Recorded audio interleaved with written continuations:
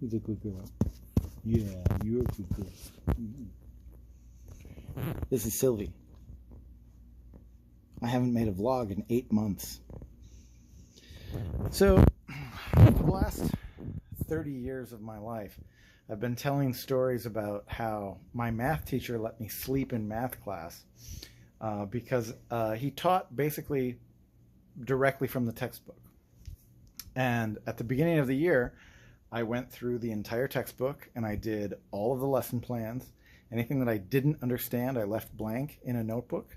And so every day he would say, okay, we're on the next lesson. And I would go up to the front of the class and give him the quiz. I had finished it already. And one day he tried to trip me up and he skipped a lesson to go to the next one. And I had it ready. He's like, have you done the whole book? And I said, yeah, here's my notebook. And he said, okay, you don't have to do any of these quizzes. You get an A. He didn't even look at my book, you know.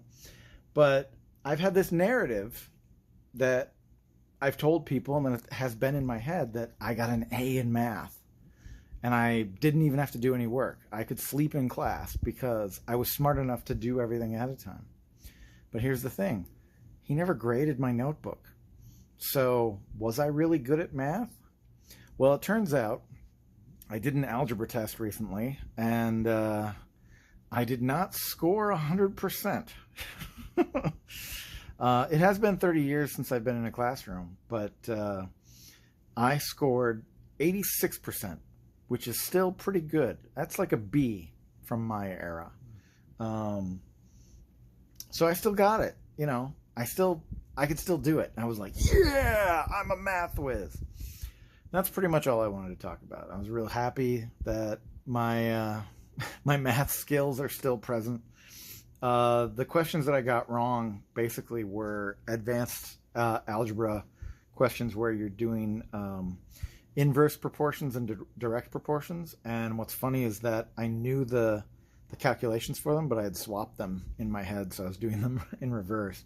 And once I realized that, I was like, oh, okay, so I would have nearly aced this if it weren't for that. The only other thing I got wrong was questions with the Cartesian plane, which is sometimes called the coordinate plane. I have a hard time like visualizing graphs, but that's like pre-geometry, like post-algebra. So now I'm just rambling. The real reason for this video is to show off my video game collection because I promised that I would.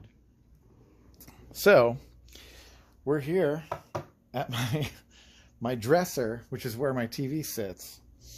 And inside the dresser, I have Nintendo DS. Here, let's see if I can switch the... I can't. Nintendo DS games.